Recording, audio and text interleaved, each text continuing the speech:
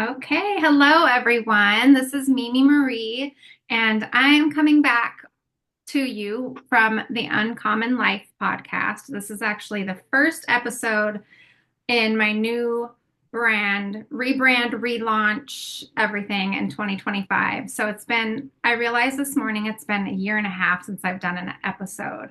And I'm so excited to be here today with my very dear friend Suzanne, my friend, Suzanne. So thank you so much for actually, you came to me and said, I would be happy to share my story on your podcast if you decide that's something you want to do. And I was like, actually, it is. I've been thinking about it. So you inspired me to take action and get this going again. And so Suzanne and I know each other from She Recovers. We are both in recovery. If you don't know about She Recovers, please feel free to look it up. It's sherecovers.org, amazing organization. But we've been hosting Circle in person here in Poway, California for a year now, which is crazy. When did you join us? In June. In June. Okay. So we're actually celebrating our year tonight. And it's just been such a beautiful community. And one of my favorite principles of She Recovers is that we are all recovering from something. And so we bring together so many different stories. And so there's so many different paths that bring us all together. But the common thread is that we're all recovering from something. And really in life, if you really look, everybody is recovering from something. um, so your story continues to inspire me. I think you're amazing. And from the minute I saw you, you looked like an old friend of mine that I used to have, a best friend that is not in my life anymore. And so when I saw you, I was like, oh my gosh, it's my new best friend. Oh, ironically, I thought the same exact thing. You very much remind me of someone that I grew up with, and we're in touch a bit, but not in each other's daily lives. And there's that familiarity that I'm just like, I felt immediately drawn. Yeah, yeah. So it's just been such a cool evolution of friendship um and so here we are.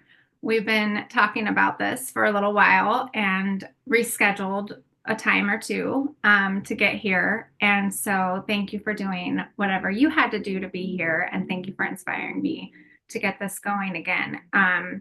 And so with the Uncommon Life podcast, we talk about uncommon stories. And I feel like they're becoming more common, stories of recovery and stories of people doing things differently, right? Like stepping outside of the status quo and not being a victim of our circumstances, because so many of us we're just handed things in life, right? And at the end of the day, we get to choose what we do with those things and who we become from them and how we live our lives because of them.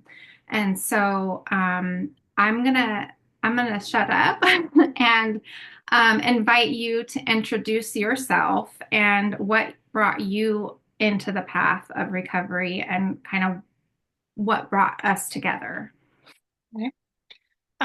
It's funny in your email to me, you said, some of our talking points will be, what is your story? And it's such a simple question that I was getting in my head about in an existential level, like, what is my story? But first of all, I'm Suzanne Denigris. We did meet and She Recovers here in Poway, California, which I just moved to this summer. I've spent the last 25 years in Hawaii. Hawaii's been my home, and I say that I grew up in LA, but I really grew up as a person and matured and did a lot of life and life lessons and fell in love and all of the things in Hawaii. So that's what I consider home. Um, and so I moved to Hawaii in 1999, just 100,000 years ago, but 25. And I moved to Maui. I followed my best friend to Maui. She's the fun, you know, go with the flow, spontaneous one, and I'm the anxious, um, responsible, don't rock the boat one. But I decided to take a chance. Something told me to go, and I followed her out there to Maui and really fell in love with the culture and the people and the island. And even though I struggled a lot there, financially and just otherwise in a bad relationship, I really connect, and my heart is really on Maui forever. That's where I met my husband. We worked together, and we worked in a resort, in the timeshare industry, which was like booming at the time. That's where everybody was making a lot of money, and it was on the most famous beach on Maui, this resort, and all of that. But when we met, I had already been on Maui for quite some time, almost 10 years, and there was the recession that hit, and we were all losing our jobs and losing our positivity, and making a lot of bad, irresponsible choices to cope with that. So we decided to move to Oahu, and we had just gotten married, and we moved to Oahu and to start a new chapter. And there was more opportunity there at the time.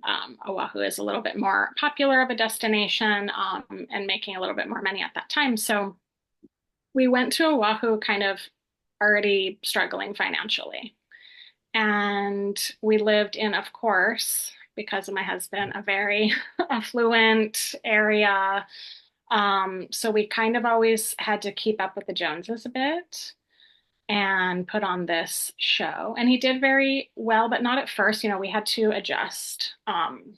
He was very good at what he did, but it was always like an adjustment to a new resort and a new location. And then eventually he decided to go to a different resort, and he was commuting, and he was just working all the time. I got pregnant, right away, which was our plan, and stayed home to raise our son in this gorgeous golf course, resort, beachy area. It was beautiful. We had a golf It's like a cart, dream. like a dream. We had a golf cart. We had friends everywhere, all up and down the streets. I'm not shy, so I meet a lot of people. And we had this great community and this great tribe, but we did always struggle with money, because of bad choices, because of irresponsibility, because of the high cost of living in Hawaii. It's very expensive in some ways. I mean, the beach is free, but rent is, high. And of course, we couldn't live just anywhere. We had to live in like the gated community, and um, where the high rollers live and all that stuff. So that was always a challenge. But he would work hard, and I stayed home, and I didn't really know it at the time, but I was really like high functioning with anxiety. Like I had a lot of anxiety. Um, and it's not that I didn't know I had anxiety. I don't think I knew to what extent that was playing a part, and how hard I was working to like cover it up and drown it out and ignore it. And I Mhm. didn't realize how much it was affecting, just how I was showing up. Mhm. Um, So was it later that you realized that? it Oh. was always there. But I never addressed it. I never did the work on myself. I never really, faced it and got into therapy. I did a little bit here and there, but nothing really Mhm. effective. And was just really working so hard to be everything all the time and be perfect and be pretty enough and good enough and a great mom and home cooked meals, all the things, the clean house and all of it. And it was exhausting. Um, Right. it was exhausting.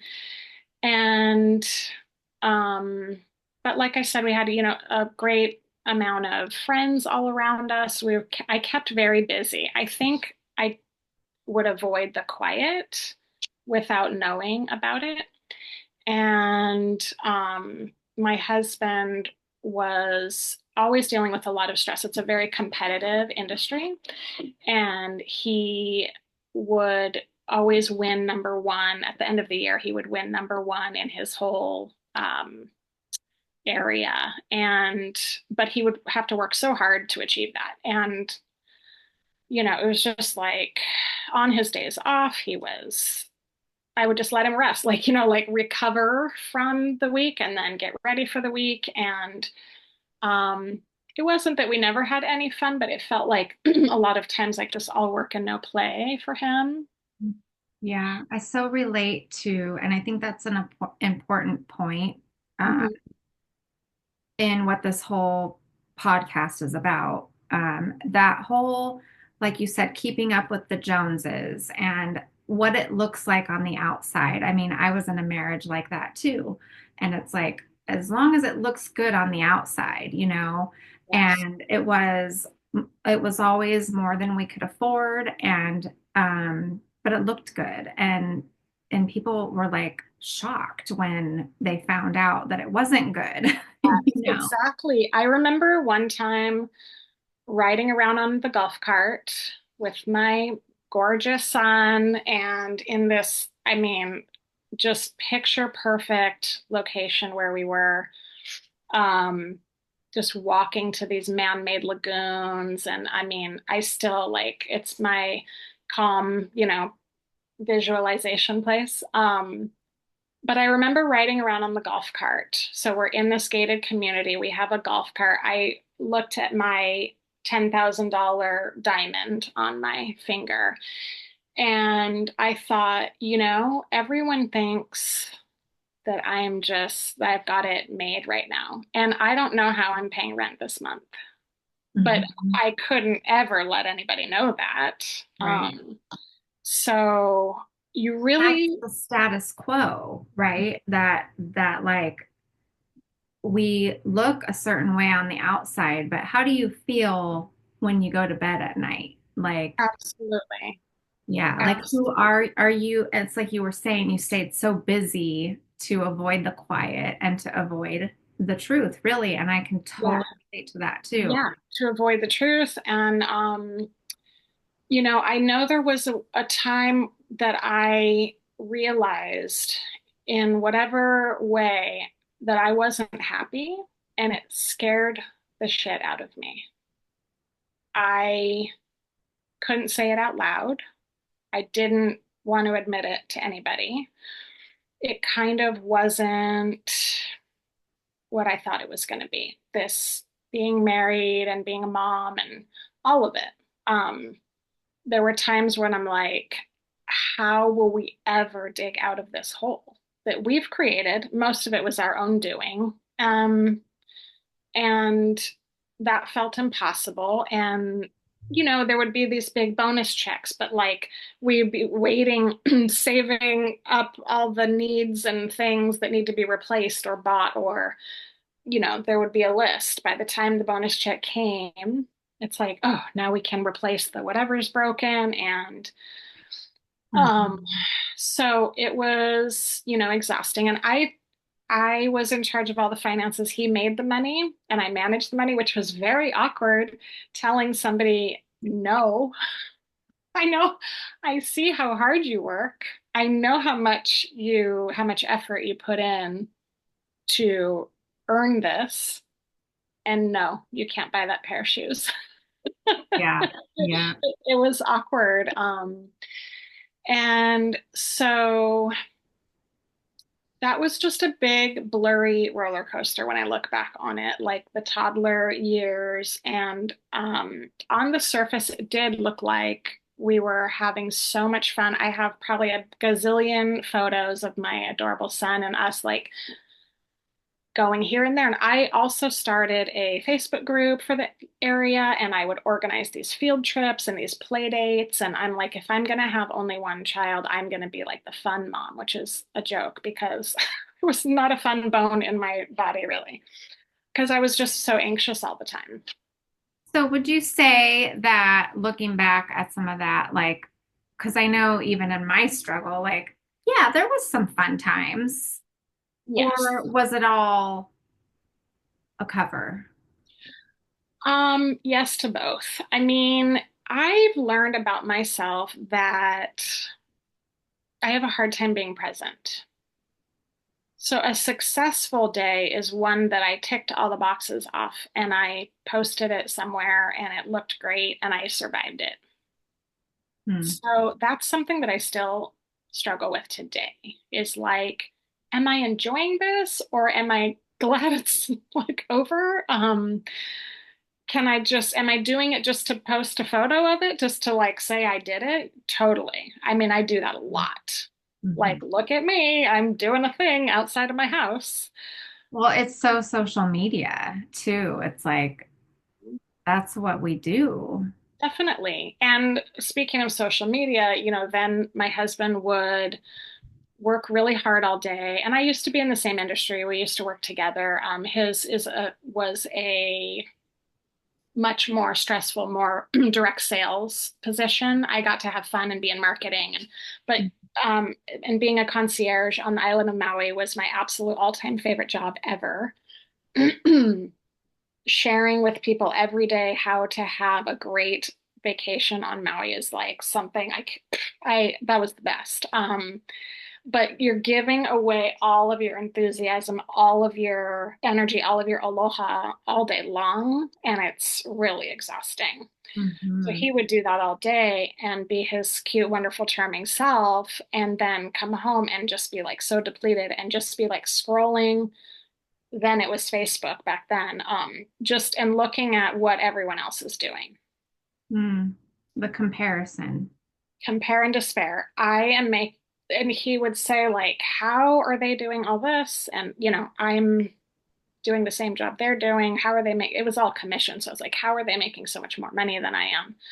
Um, People are only posting their vacations and their mountain of gifts under the Christmas tree and their beautiful filtered selves, myself included. Do you think I ever post a picture of me scrubbing a toilet? I don't. Um, so you're looking at what everyone else is doing, having, eating, marrying, whatever. And, Yeah. he would just do that like all before bedtime and always think, why am I not making as much or enough or doing or being enough or more or better? And that was a really hard, long phase. There were definitely fun times. And I have pictures, of trips and date nights and all the things. But one day, after almost 10 years of being married, we got into a conversation and something we had been putting off, like we were dancing around it for a while. And I kind of pushed a little bit finally. And it was February 5th, 2018. I remember this day. I pushed a little and said, like, why? Why are we not talking? And he said, I don't know if I want to be married anymore. And I was caught so off guard. Something had definitely been a little off. We weren't fighting. Um, it just took me by surprise. And it was like confusing. He didn't want a divorce and he didn't want to work it out. He just wanted to move out. So he did. And um, that was when, like, if I had to name a bottom, I've had a few. That was a real bottom for me because all of the childhood trauma that I thought was so far behind me, I had never, well, I deal with it now, it's so long ago. I had just shoved it down. When he left, I felt like I was a 5-year old left alone in a big city or something. Like and I didn't know what was wrong with me, but I felt so terrified and abandoned. And I couldn't figure out why, because I was a 40-something-year-old person who had lived alone plenty of times, who was running this show. He was working all the time. I knew how to run the house. I knew how to do I was raised by a single dad. I know how to fix anything. I couldn't figure out what was happening. But the rug got pulled out from under me. Yeah. And I felt like I could barely function. Yeah. I mean, I know so many people can relate to that feeling, right? And the story is different, but that rock bottom where that's how I felt after my divorce. Like I felt like someone threw me out into the middle of an ocean with nothing. Yeah. And that's what bottom feels like. Yeah, like I suddenly had no skills and no security. I was terrified at night, like because he wasn't there. And it's like I wasn't that person before. I was very independent, and he slept with earplugs and took sleeping pills. Like if anything were to happen while he was there, I would probably be the one to deal with it. Uh-huh. Um, I used to joke with him about that. I'm like, you're no good. But it was like I said, like just I felt like a child, like just so helpless and terrified. And I then just had to put up a wall um, to turn everything off in order to function. And so that's what I did because I had just started a part-time job to kind of supplement. Um, he kept stressing, about money and not making enough, and we were always scraping by, always. And so I had just started a part-time job. This had just happened. I couldn't focus. They were trying to train me. I couldn't focus. I couldn't learn anything. I would cry in my car and then go in to work. And um, he would come on the weekends, but it was like sporadic and inconsistent. And he was clearly also struggling, but I didn't have time for that. I was like, I don't know what, that's not my problem. I So don't you know were what you're still, so he moved out. You're doing. still married. We're still married and he's still supporting us. And are you talking about divorce or you're just living separately? We're living separately and it's very confusing because he's not acting mad at me or mean to me.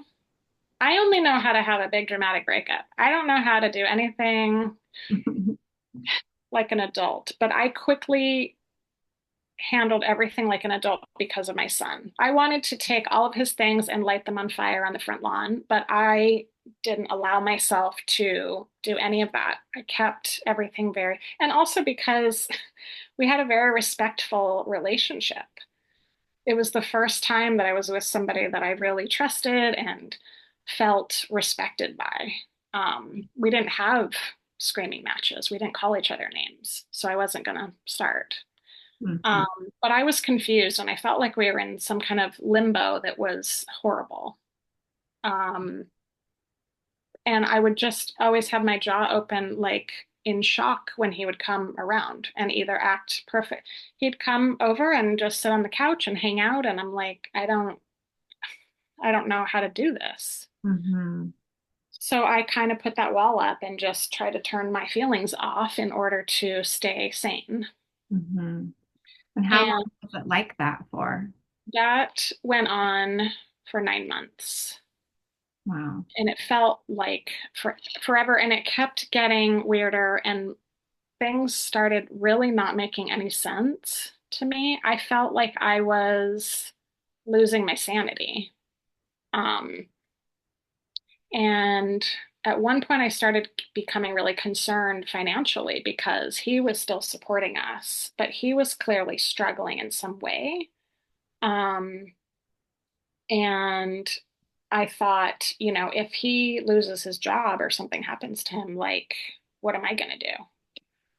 I looked into filing for divorce, and I wasn't sure if that was the right thing to do, but I wanted some sort of financial security, some sort of like in writing, this is how much money you have to give me. But I had access to everything. He wasn't cutting me off. Mm. It was really confusing and inconsistent. Like the two things didn't match, the words and the behaviors. And then he was trying to he admitted to having a problem with drinking, and was trying to get clean and sober. He said drinking. I know it was more than that, but he was trying to get clean. Mhm. And that was a real struggle, obviously. And then at one point, I received a text message that led me to not being able to get a hold of him.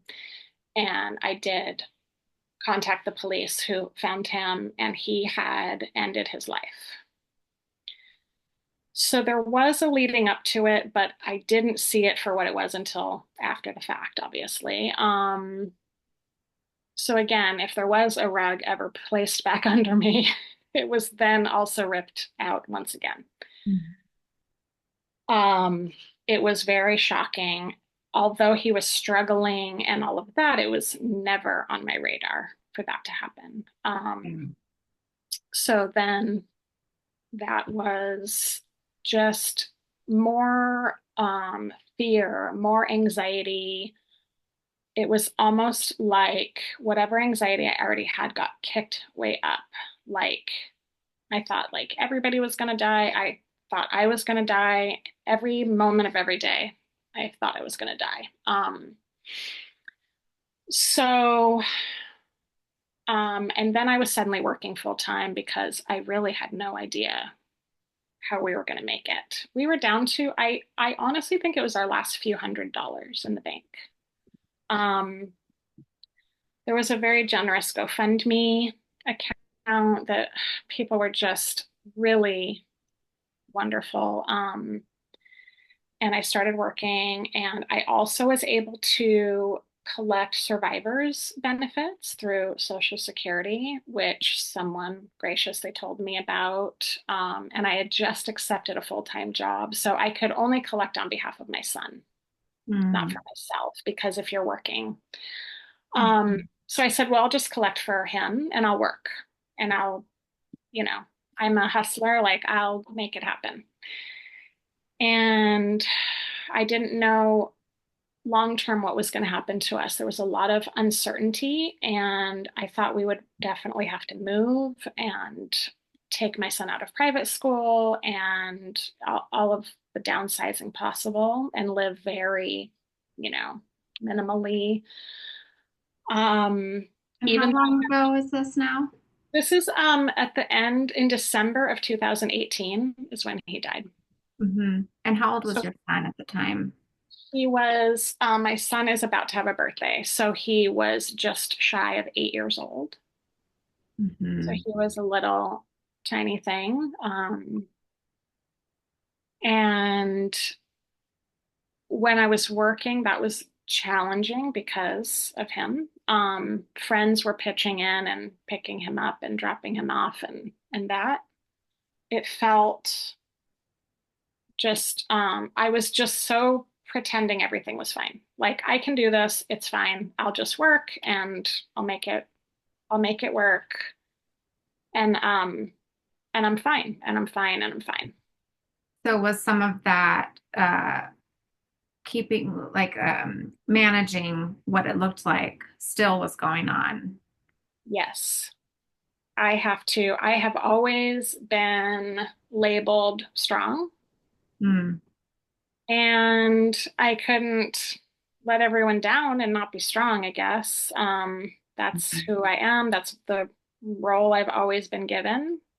Um, come from a very dysfunctional family, and I was the one in charge and the responsible one.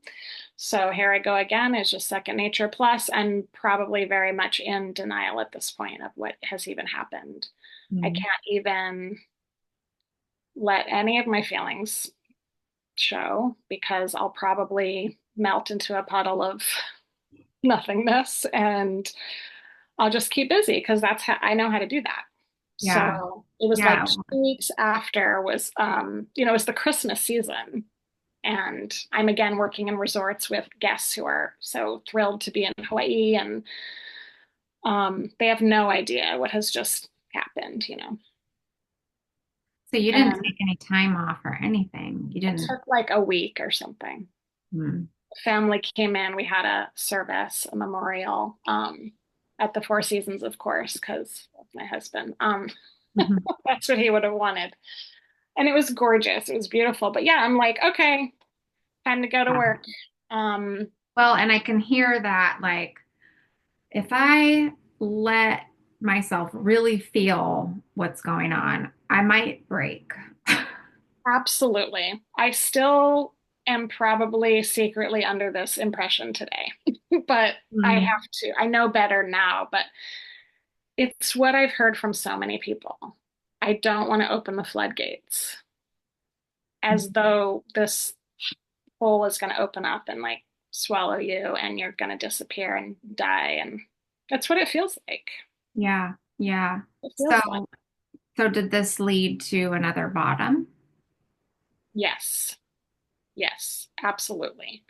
I was not addressing what was happening, and I was making everyone's vacation dreams come true.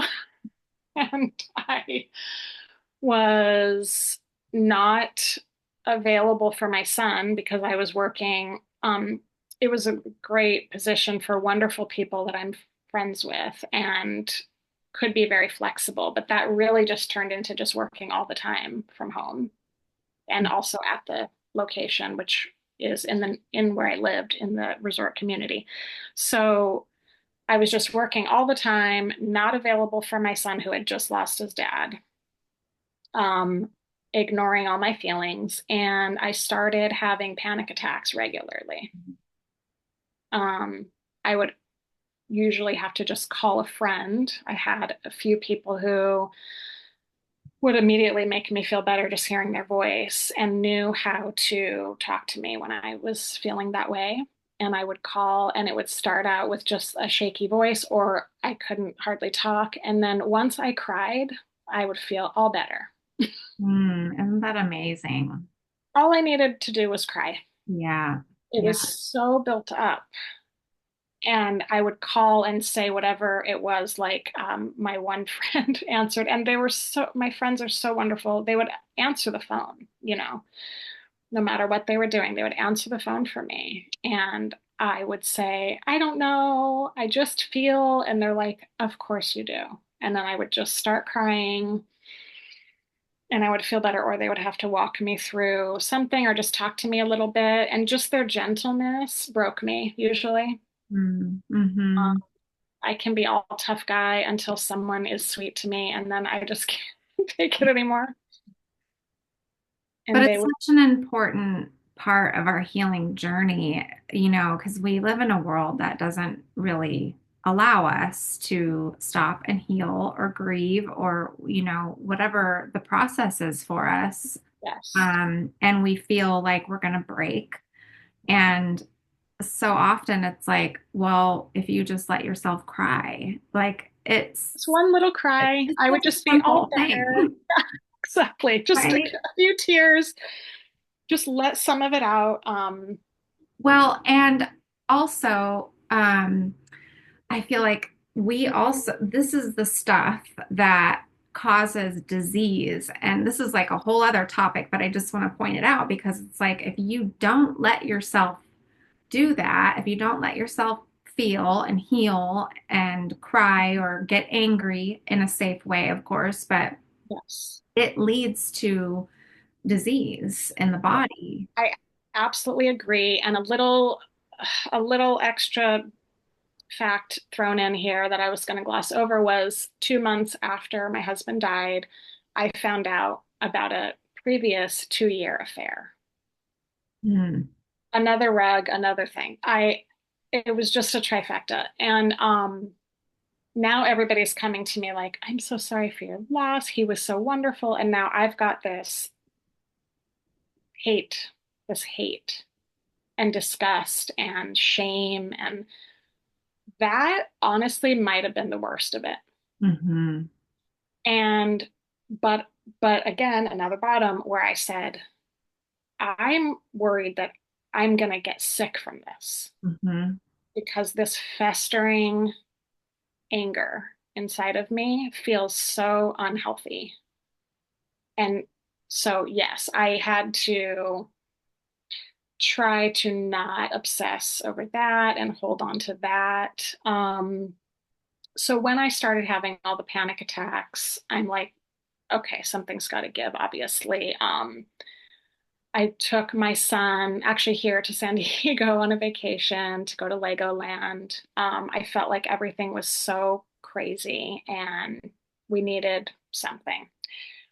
To be honest, we went to Legoland the one day and then laid in hammocks at the resort the rest of the time. We could barely function.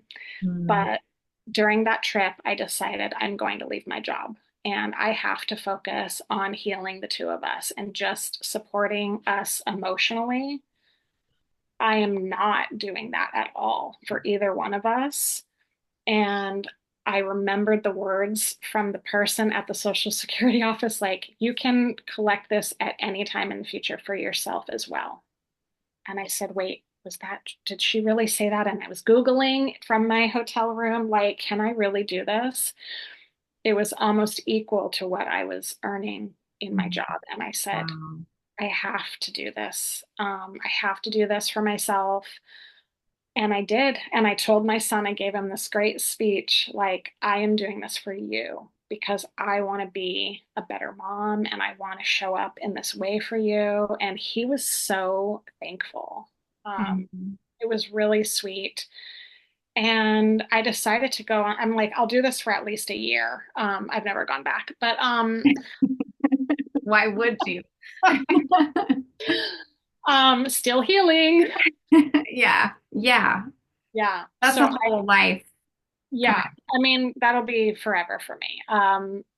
So I I decided, also want to touch on and acknowledge you for doing that for your son because they get to heal through our healing. yes, And it's so important. I'm, I had just a light bulb moment. I have to break the cycle also, of being a crap parent and falling apart over here and you're on your own. I'm not doing it. I can't do Mhm. it.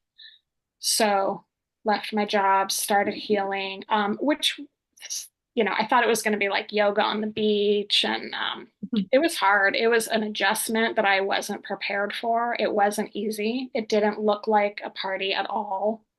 And working on yourself can be really messy. Yeah. So it was not easy, but I fortunately found a life coaching program, um, especially for widowed moms. And I thought, that's me. I was listening to a podcast and that was very helpful. And then she mentioned a program. And I said, program? Like, I need all the programs you've got. How many programs do you have? I joined a life coaching program, which I thought was going to help me grieve the loss of my husband, which it did, but so much more. um, I worked on really my stuff, on me and how I was showing up. And I didn't like how I was showing up at all. And I didn't even know how I was showing up. Mhm. I was showing up very critical and mean to myself. And my expectations were ridiculous. Yeah. And um, Hello, women. hi, welcome to Socialized as a Girl. Mhm. And yes, it was like behave, be pretty, be quiet, um, Be strong. be strong, don't rock the boat, don't draw attention, don't be loud, all of it. Yeah. I had really no idea what I was getting into when I was doing coaching, and it was in a group setting, so I got to see others get coached constantly. There were 2 calls a week. That was a 6-month program. So I did that program 2 times over because when it ended, I was like, please, please don't leave me. I did Mm. it 2 times over and then stayed on as a monthly client for another year plus and just gained so much from it. And, at one point started doing a blog and a podcast about my loss. That was then the post traumatic growth part was I need to give this to other people. Like, this has changed me so much. Coaching and therapy, of course, I did therapy as well, and tapping. And really, at one point, I was so desperate that I think I've tried every like holistic, hippy dippy. I'm like all for the hippie stuff. I don't like medication for me personally. I'm like, bring me your crystals and your meditation beads and your essential oils and your, like, I'll try anything you got. Yeah. Potions, whatever you have. Hmm. So I tried it all. I did it all. I did all the yoga, and listened to like every podcast and read every book. And it's really hard work, and I'm still continuing to learn about myself and what makes me tick. And it's fascinating. But I knew that, it had affected me so much, these coaching concepts and these growth mindsets and these positive affirmations, like all of that changed the way that I see the world. It changed the way that I show up in the world, how I treat myself.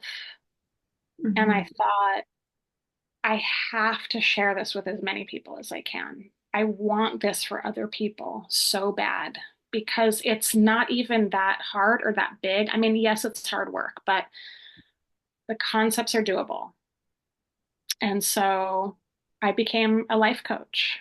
And I worked hard to get certified. I was having constant migraines, like, just all the ways I think that trauma can show up as anxiety, as panic, as migraines, as pain.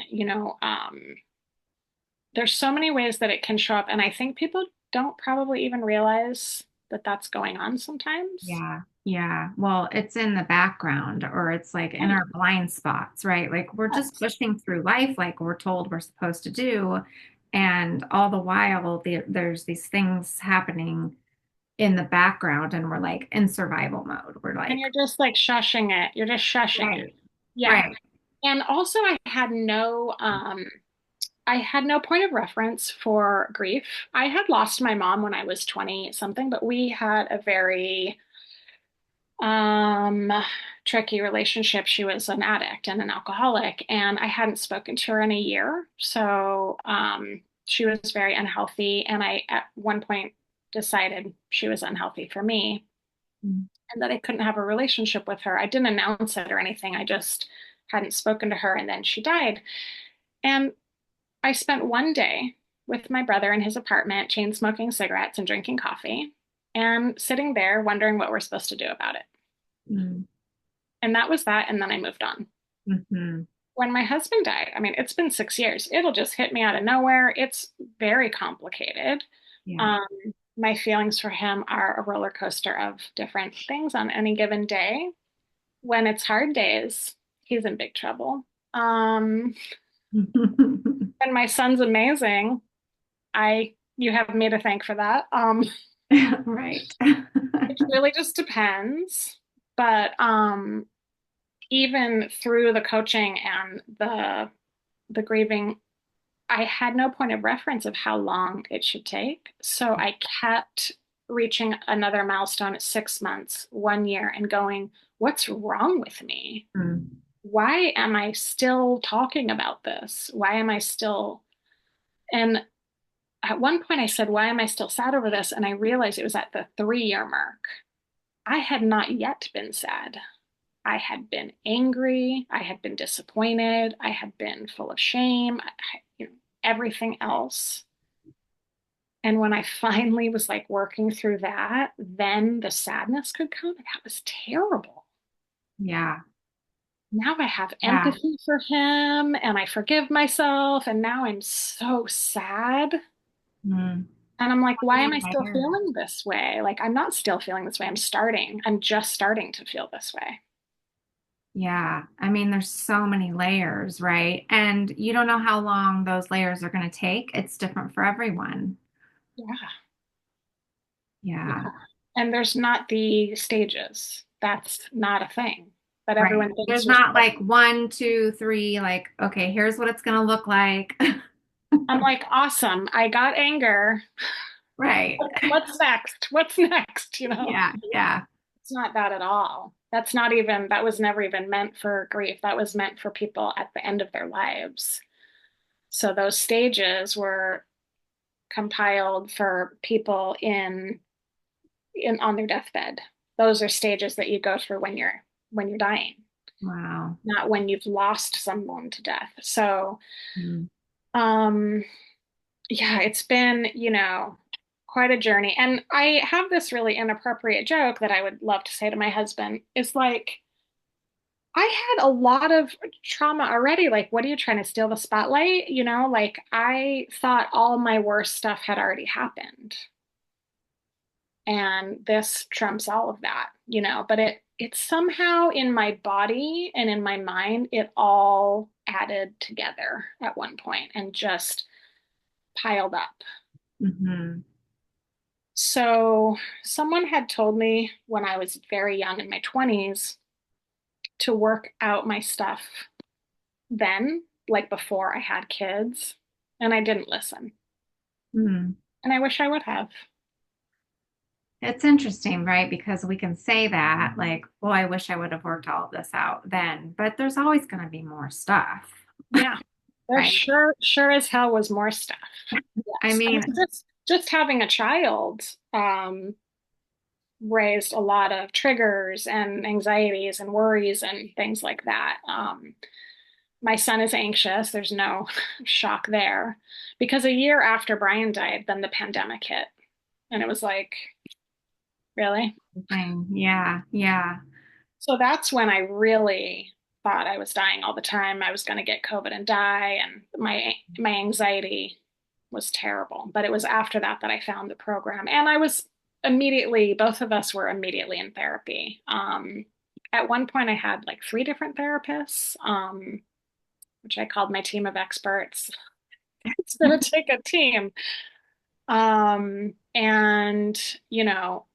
because I'm a life coach does not mean I am done healing and that I have it all figured out and that um, I've reached some finish line. right, Because I've learned that for me, uh, it'll take constant practice. I need to constantly and continuously take care of my mental health and yeah, kind of remind myself of like that I'm okay, um, and that I'm a survivor, and that it's okay to fall apart and to have emotions and to have days that feel really hard. I get very concerned when I have very big feelings. It's like, oh my gosh, I'm falling back into, depression, or it's a hard lesson to learn. Like, feelings are not a problem to be solved.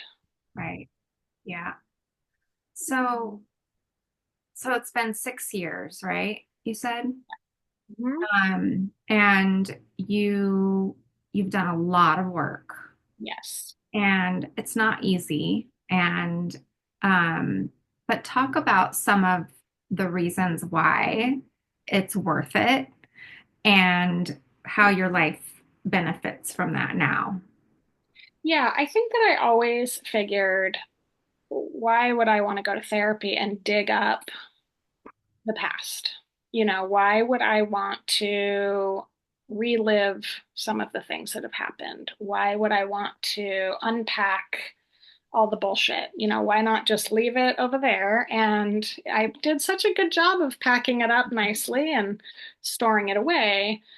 Um, I think that when we have unresolved trauma or even just hard stuff and we pack it away, it is 100% going to resurface at one point or another. And it's probably not going to be when you're sitting with your journal by yourself. It's going to be when you're in a public situation or a very inconvenient, embarrassing time, or a time when you're not quite prepared to have all of these feelings surface. And about a year after he died, I stopped drinking. Um, it was by accident, but I ran with it. It would have been so easy to just drink my way through this thing. I mean, that was always my way of coping, to numb it. And I think that the hard work does not have to mean re-traumatizing yourself. It does not have to mean reliving terrible things that have happened. For me, it means finding ways to love yourself through it. Like finding ways to, it's like when you're a baby, like finding ways to self-soothe, finding ways to be allowed to have feelings. When you feel so dysregulated, it feels like it's going to kill you. Mhm. I don't like, because I have anxiety and I need control, I don't like that out of control feeling. So Mhm. now I have tools and ways of not shutting it up, not drinking it away, allowing it to be there without it taking control over me. Mhm. And that changes my life. Yeah. I can still be in control and be a human who has human feelings when things happen. It's only normal. And I think that sometimes people think the end game is to be so healed that you're happy all the time, right? I used to think that. I, Yeah. I sometimes forget that that's not. I'm like, oh God, I'm sad. What's wrong? Oh, what do I do? Yes. And it's Or like, I used to think that was something was wrong with me because it took me time, so much time. Like, yes, I've realized as I've gotten older and I don't drink anymore and I right. do let myself move through things. But I didn't know this at first. Like I thought that I was just supposed to be able to snap back to it. Get And when I over was it. younger, Just get over it. right, like when I was younger, it seemed like that's what I was doing. Mhm. But Right. I was faking it. Like I was using things to numb it, like Exactly. you talked about. Now it's like, oh, well, I'm not supposed to be way up here and happy and like that all the time. Like that's not how we're made. No, and it's been explained to me, like if you were happy all of the time, you wouldn't be happy anymore. It wouldn't even be considered happy if there's Right. no sad to compare it to, if you feel Contrast. sad, yeah, contrast. Then Yeah. when you're happy, you're like, this feels way better than that. Yeah. If you were happy all the time, it would just become normal and it wouldn't even feel happy anymore. It would just be status quo. Right. And it's a hard concept.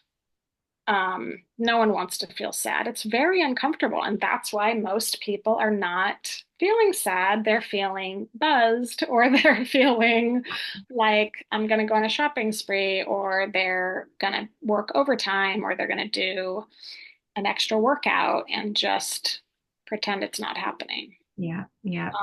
So I think for me, the benefit of doing the hard work is not to relive it and not to wallow in it or say, well, I'm a victim, so I have to have all these special circumstances. It's like, how can I be a human in this very hard life and have all these big emotions and know how to regulate them and know when to have them and when to soothe myself and when to not have shame about having emotions, and all of that. Yeah. Yeah. Well, and one of the things that I love about you is that you just show up and you're just so real about where you're It's at, because I'm in my 50s, girl. Like, I which just can't is care anymore. crazy to me. If you're watching this on YouTube, like, how can she be in her 50s? It's like I like to pretend that I don't care what other people think. I do. I deeply, deeply care We what other, all do. We all do, whether we admit it or not. but to an extent, right? The there were a few gifts, and it's a weird word to use, but I do say this. There were a few gifts that I was given with this loss and with all of these losses all in a row. One of them was doing this work. I would not probably have otherwise signed up for doing that. It sounded too hard and scary, and I didn't want to do it. Yeah. I was forced to do it, and it was the best thing I've ever done. Mhm. and hard, and it was hard. But I'm like, what were some of the other gifts? I think mostly it was, and that my son, was put into therapy and continues to do therapy because now he's turning 14 in a week or two. Um, he doesn't really remember his dad that much anymore. I talk about him all the time and all the silliness and all the whatever, but I want him to be in therapy for the reasons that I want everyone to be in therapy. I Yeah, want him to have a safe space, and I mean, 14 is bananas, banana pancakes. So he needs support. That's not his stupid mom who doesn't know anything. right. Yeah. So, yeah, Coping mechanisms. And I mean, yes, everyone should do work of some kind. I think that it can be so much less scary. And the thing too that was really funny was when I became a life coach, I had already had a following for my podcast and my blog that I talked really openly about my loss. And I was like, oh, I have all these people already following me. I'm going to become a life coach. I'm going to have so many clients. And that didn't happen right away at all. And people would commonly ask me, what's a life coach? And I think because I had worked for so long and so intimately with a life coach, and I was in this community of coaches and healing and, therapy and all of it, I thought everyone knew what that was. But it Yeah. turns out that they don't. And I had to really figure out how to even explain it. But really, what I would say is, and I love therapy and I'm a big fan, and I have a trauma therapist that I work with now. And I've had many good therapists along the way. The best coaches are also getting coached, You would like have to. You whatever would it have, is, whether it's coach yes, or therapy or yes, programs or yes. whatever. But if you're I working with a coach or a therapist or whatever they are and they're not doing work, red flag. red flag because the work is never done. And that's not to scare everybody off, but therapy can be, depending on who you're working with, it can more be about the past and what led you to this place. And coaching can very often be, of course, depending on who you're working with. And if you're working with me, it's about the present and where you want to go in the future. And it's not that you can never talk about the past, and it's not that you can't have trauma or we can't talk about it. But I am not here to process your trauma or um, figure out who you are based on where you've been. I'm here to figure out where you are right now and what's working and what's not working. How are you showing up? What do you like about that? What would you want to change? And then I can, get you there. So I think that a lot of people are really scared to do any kind of work, whether it's coaching or therapy or counseling or whatever options. And I think what they don't realize, what I didn't realize for like 40, a lot of years, is you're in the driver's seat. You Yes. have choices. Yes. And I You're the think adult. that, yeah, such an important point because I mean, I know for me, I did therapy for a while and then I got to a point where I felt stuck because I was tired of talking about my past. Same. I was like, I already know what happened to me. Yeah. Like, um, and I am such a believer in becoming relentless about what I need and finding it. Like whether it's healing from trauma or whether it's diet or whether it's religion, politics, like all the different things, Mhm. you just have to be a warrior for yourself and keep looking for what's going to work for you because the same things don't work for everyone. Absolutely. And I think that probably the only way I survived any of this is that I'm really stubborn. I do not give up. I might cuss and complain the whole time through something, and I will, but I'm going to get through it, whether that's a workout or a loss or like change or whatever it is. I'm going to bitch and moan and I'm going to hate it, but I'm not going to give up because that's just really not in my nature at all. I really believe that there's always a way to figure it out. Like it might be hard. I might have to walk away for a while and come back, which I'm generally better if I do that. Yeah, yeah. Sometimes necessary. Sometimes for the betterment of everyone involved. But um, yeah, I think that people are really afraid. And I have also learned that talk therapy can be, for some people, re-traumatizing. Yeah. I learned that for myself. I don't mind talking about what happened in a safe space or when I want to share that. But if you're just, asked nosy questions and things like that, and you're just reliving it, you're being asked. When I tell people that my husband died and they say, how? What I don't think they realize, and this is not only because of suicide, I think this is probably the case for anybody who's had a loss, is when you're asking me how, you're asking me to recall it in my mind. You're asking me to relive the worst day of my life. Mm. And why? Because you're curious, you Right. know?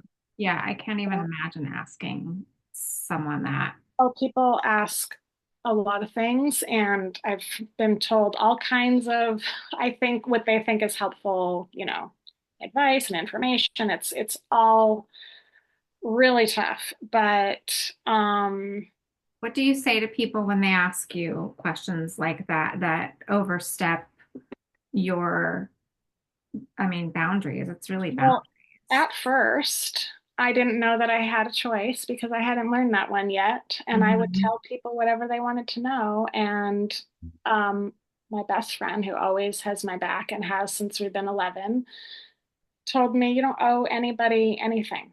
You don't owe anybody an explanation. And she also pointed out that I was giving all of my energy away, but what am I getting in return? Like I'm, reliving this and giving this and just to fulfill their curiosity or their nosiness. Uh, Yeah. the LA is what you say in Hawaii when somebody is super nosy. They're in the LA. So it's like, so I learned the art of from Nora McInerney. I don't know if you know who that is, but Wow. she's she did TED Talks about her loss of her husband, and she's the author of the Young Hot Widows Club, I think it's called. And she's got a great, fantastic sense of humor. And she said when people would ask her, she would say, "Oh, why do you ask?" And it Mm, helps them realize that they're just being nosy. that's good. Yeah. But I really learned that I'm part of the stigma of talking about suicide. I really do still feel uncomfortable. Like I'm uncomfortable that I'm going to make somebody else uncomfortable. I'm Mm, worried about their reaction or things like that. And so I think the only way to combat that is to keep talking about it. So people ask me all the time, how'd your husband die? And I say suicide. And they say, oh, is he military? Every time. I don't know why. mm, No, mm. as if that's the only time that would make sense. But Right. so it depends on the Sure. situation. And if my son is present, I do not talk about it because he is very uncomfortable. My son's uncomfortable if I talk about what color his hair is. Like, I mean, I can't say anything. So At that age, I yeah. certainly couldn't talk about that. But I do say it out loud in front of him because it is the truth. He died by suicide. Yeah. And I really, really, when I was in that group coaching program and there were, I don't remember, 100 plus women, it felt to me like everyone had an easy, I mean, I say easy, but it was like there were heart attacks, there was cancer, there was a Mhm. lot of heart attacks and cancer mostly. Um, Mhm. a couple of people, suicide, and then obviously it started being the COVID and everything. But I used to think, I wish I could say he died by running into a burning building to save babies Right. Yeah. because I felt some sort of shame that wasn't even mine to carry. I Mm-hmm. feel like people are judging him or me or us. I feel like there's a stigma Mm. that only crazy people, only addicts, only lowlifes. Only sinners do that. Mm. Yeah. So I didn't want to be grouped in with that, but I had a lot to learn. Yeah. I mean, I can't imagine. I can't relate. But I can speculate that the healing from that is completely different. Mhm. It's just Yeah. completely different. I had a woman at the bank. I had to go to the bank right after it happened. When I had no filter and I didn't know what I was doing, and I just was word vomiting everywhere I went. I had a stack of checks that people had given me, and I also had his final paycheck, and I needed to deposit it. It was in his name, but I'm signing it. So I kind of explained. My husband died. I have to deposit all these. And I'm just in the regular teller line. And it was an Asian woman with a heavy accent. And she said, "Oh, what happened?" And I hadn't said it out loud yet, like Mm, other than to family or whatever. I hadn't said it to a stranger yet. And all I could do was choke out the one word suicide. And she cringed and made a face and like pulled back. And that set the tone, that I felt like mm. it was something to be ashamed of. Yeah. Wow. And I made her cringe. Like, and then I'm comforting other people, like, are you okay? I'm sorry, I shouldn't talk about it. It's like, we really need to change that. Yeah. Well, I really acknowledge you for your contribution to that cause because it is important. And I feel like we could talk all day. I could, Mimi. Um, Never been but short of conversation over here. um, I love that about you. And we're like already past uh, my what I try to keep it at, but that's okay because, like I said, I like it to just flow, and what needs to come out does. Mhm. And so I just appreciate you and your vulnerability and your honesty and your willingness to come on here and talk to me about Yeah. all of this Thank you. and to share your story with our community. Part of my healing was hearing from other people. And so I try to really share whenever I can because I just want it to help somebody else. And I want them to know that whatever they're feeling is totally normal, acceptable, expected, valid. Absolutely. And so if people feel called to reach out to you or follow you or even work with you, where can they find you? Yeah. So my website is coachingwithsuzanne.me. That's my website where they can find out more about what I do as a coach and how to schedule a consultation, a free consultation to see if we're a good fit for each other or just find out how I could possibly help them. And then I'm also on Instagram, and that is also at Coaching with Suzanne. Okay, awesome. And then I'm going to put everything in the notes as well. Any last words?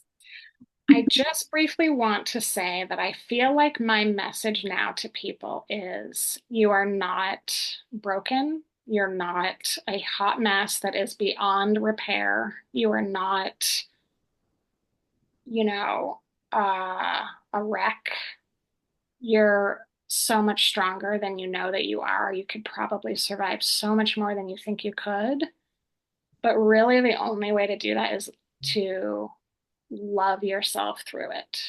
Mm, beautiful. Yeah. Thank you so much, Suzanne. Thank you too.